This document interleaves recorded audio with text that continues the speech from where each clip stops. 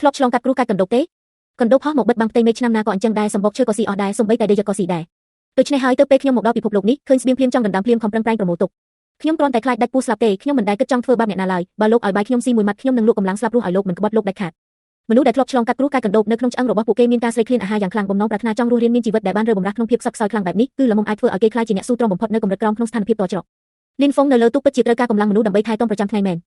ល្អឃើញថាក្នុងថ្ងៃនេះពួកឯងមិនបានលួចខ្ជិលច្រអូសខ្ញុំនឹងទុកផ្លូវរស់មួយឲ្យពួកឯងប៉ុន្តែនៅទីនេះខ្ញុំមិនចិញ្ចឹមទាសករទេហើយក៏មិនត្រូវការឲ្យពួកឯងមកអង្គរកដូចជាឆ្កែដែរចាប់ពីថ្ងៃនេះទៅពួកឯងគឺជាបុគ្គលិកថ្នាក់ក្រោមនៃនាវាចម្បាំងនេះយើងចុះកិច្ចសន្យាការងារ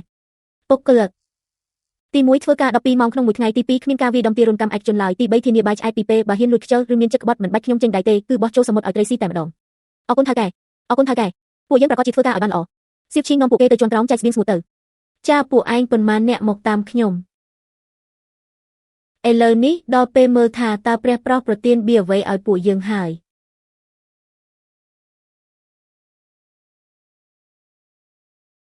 យទទួលបានឧបករណ៍ដ៏កម្រតែមួយគត់ទី1ក្រាំងពង្រីកលំហបន្ទាយចល័តសមុទ្រជ្រៅដែលអាចបំបែកដែនកំណត់មាត្រនៃយានជំនិះធម្មតាអាចបង្កើតបានរហូតដល់កម្រិតនាវាពិឃាតទម្ងន់ពាន់តោនទទួលបានឧបករណ៍ដ៏កម្រតែមួយគត់ទី2ម៉ូដុលកសិដ្ឋានអេកូឡូស៊ីខ្នាតតូចផ្ដល់ប្រភពទឹកគ្រប់គ្រាន់គឺអាចដាំដុះដំណាំជាមូលដ្ឋានក្នុងវត្តរហ័សនៅក្នុងនាវាបានកសិដ្ឋានអេកូឡូស៊ីខ្នាតតូចមានរបស់នេះហើយពួកយើងមិនបាច់ប្រថុយជីវិតទៅបរបាញ់សាច់សត្វសមុទ្រជ្រៅដ៏គ្រោះថ្នាក់ទាំងនោះទៀតទេពួកយើងអាចសម្រេចបាននូវការស្វ័យគ្រប់គ្រាន់ជាមូលដ្ឋានបំផុតមិនត្រឹមតែប៉ុណ្្នឹងទេនេះទើបជាឧបករណ៍កម្រិតព្រះពិតប្រាកដនាវាសម្រិតប្រវែង12ម៉ែត្រអាចបើកបរនៅក្បែរឆ្នេរបានប៉ុន្តែបើចង់ទៅតំបន់សមុទ្រជាន់ខ្ពស់ពិតប្រាកដទាំងនោះមាត្រតូចពេកគឺជាចំណុចខ្សោយស្លាប់រស់ឥឡូវនេះច្រវាក់នៃការវាយទីត្រូវបានបំបែកទាំងស្រុងហើយស៊ូណានទៅយកផែនទីសមុទ្រមកសម្រាប់12ម៉ោងក្រោយប្រើក្រាំងពង្រីកដើម្បីដំឡើងកម្រិតនាវាចម្បាំងគោលដៅបន្ទាប់ពួកយើងត្រូវហែកខ្សែការពារនៃតំបន់ហាមឃាត់សមុទ្រជ្រៅរឿងល្អទើបតែចាប់ផ្ដើមទេសៀវឈីងស៊ូណានថយក្រោយប្រព័ន្ធយកវត្ថុធាតុដើមជាន់ខ្ពស់ទាំងអស់ធ្វើជាសំណែនចាប់ផ្ដើមការពង្រីកនិងការរៀបចំលំឡើងវិញកម្រិតខ្ពស់បំផុត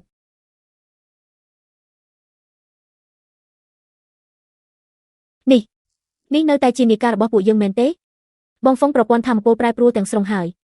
យស្នូខួរក្បាលរបស់ត្រីខ្វិនយក្សក្នុងលំហសមុទ្រជ្រៅនោះត្រូវបានប្រព័ន្ធកែច្នៃទៅជាមជ្ឈមណ្ឌលគ្រប់គ្រងជីវសាស្ត្រនៃនាវាពិឃាតនេះមិនបាច់ប្រើកម្លាំងមនុស្សទៅបូមទឹកទៀតទេព្រះឲ្យនោះជាស្បៀងអាហារគឺដំណាំពិតតែម្ដង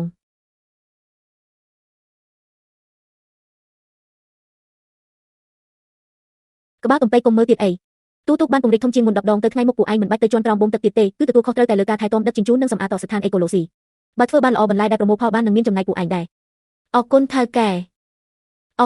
កែពួកយើងដាច់ខាតមិនលួចខ្ជិលទេធានាថានឹងថែទាំបន្លែឲ្យល្អជាងឪពុកបង្កើតទៅទៀតលីនហ្វុងទិន្នន័យផ្សេងនៃនាវាត្រូវបានបញ្ចូលទៅក្នុងប្រព័ន្ធឆ្លាតវៃរបស់ត្រីខ្វិនយក្សហើយ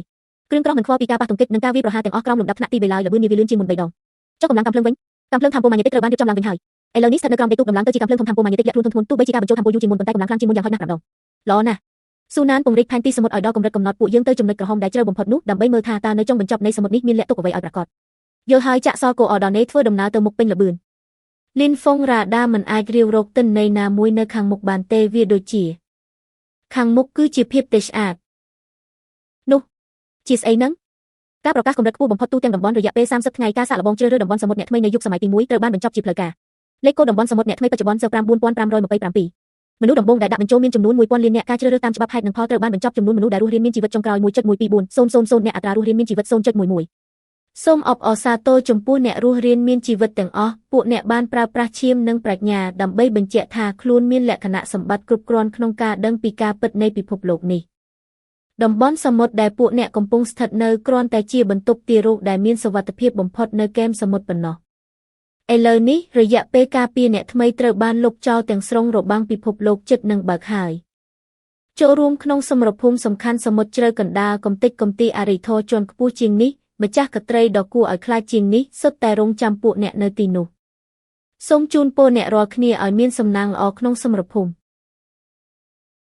ិបងហ្វុងនេះជាសមុទ្រគ្មានទីបញ្ចប់ពិតប្រាកដមែនទេ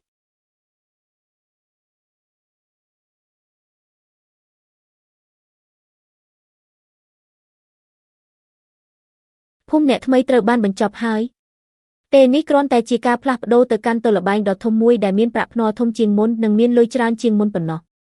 ស៊ូណានភ្លឹកស្អីហ្នឹងមានតែខ្យល់ខ្លាំងរលកធំទេទើបមានត្រីធំកម្ដៅកាំភ្លើងធំបង្កើនកម្លាំងម៉ាស៊ីនឲ្យអស់ទៅបង្ហាញដល់មនុស្សទាំងអស់នៅក្នុងពិភពលោកថ្មីឲ្យស្គាល់ពីច្បាប់នៅលើនាវារបស់ពួកយើង